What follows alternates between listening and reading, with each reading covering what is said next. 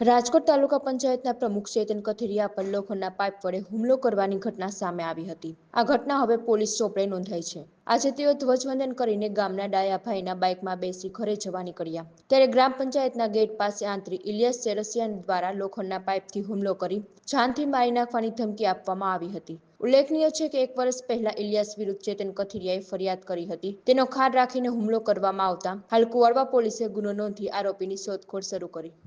હું ચેતનભાઈ કથિરિયા, રાજકોટ તાલુકા પંચાયત પ્રમુખ। જે ઘટના અમારે 1 વર્ષ પહેલાં તેની સાથે એક છેડતી બાબતની માથાકૂટ થયેલી, તો મારા નાના ભાઈના મિસિસની એને છેડતી કરેલી, એટલા માટે અમારે એકબીજા સામે ફરિયાદ થયેલી અને એને જે જૂનો ખાર રાખી અને સાવ નાની એવી વાતમાં 26મી જાન્યુઆરીનો કાર્યક્રમ હતો। જે કાર્યક્રમની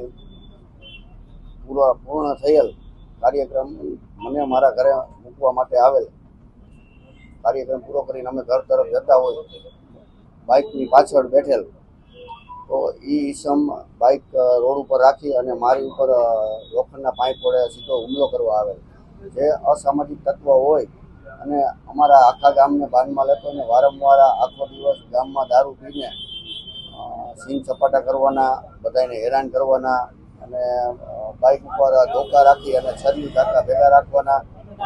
એનું ઇલિયાસ રહીમભાઈ ચેરસિયા નામ છે અને અસામાજિક તત્વ છે અને વારંવાર આખા ગામને બાનમાં લે છે અને કોઈ સમાજમાં બધાને દબવે છે અને બધાને હેરાન કરે છે। કોઈ આને અસામાજિક તત્વના હિસાબે કોઈ એની સામે ફરિયાદ કરતો નથી।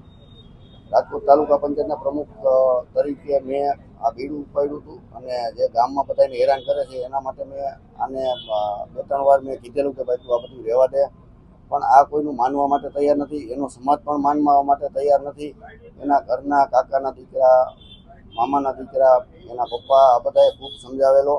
અમારા ગામના આગેવાનો, મુસ્લિમ ભાઈઓએ પણ ખૂબ સમજાવેલો, પણ આ જે અસામાજિક તત્વ હોય, જે કંઈ કામ કરતો ન હોય અને રોજ બધાને હેરાન કરવાનું કામ કરતા હોય, એના અસામાજિક પ્રવૃત્તિ રોજ કરતા હોય, દારૂ પીને બધાને હેરાન કરવાના, છેડતી કરવાની, આ જ એનું કામ છે। કોઈ જાતનો ધંધો કરતો નથી અને વારંવાર અમારે ટસલ થતી હોય અને હું આ જે 26મી જાન્યુઆરીનો પર્વ હોય ને જે આવા કાર્યક્રમમાં આપણે ગયા હોય અને કાંઈ હથિયાર તો ભેગા હોય નહીં, તો હું એક અમારા ગામના છોકરા ભેગો બાઇકમાં બેસીને જતો હતો, તો એને અચાનક જ એને આગલે દિવસે પ્લાનિંગ કર્યું હોય કે ભાઈ આ 26મી જાન્યુઆરીનો કાર્યક્રમ છે તો આ એકલા જ સ્કૂલે જવાના છે।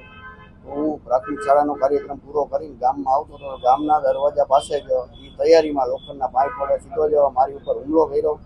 જે ગાડી હલાવતો હતો અમારા ગામનો ભણવાનો છોકરો હતો, ડાયાભાઈ ફાંગલિયા કરીને, જે એ લોખંડનો પાઇપ ઉગામ્યો તો એ ભાઈ નમી ગયા અને સીધો મારા ઉપર વાર થઈને મેં હાથ આમ આડો રાખ્યો એટલે સીધું મારા હાથમાં અહીંયા ફ્રેક્ચર થયું છે।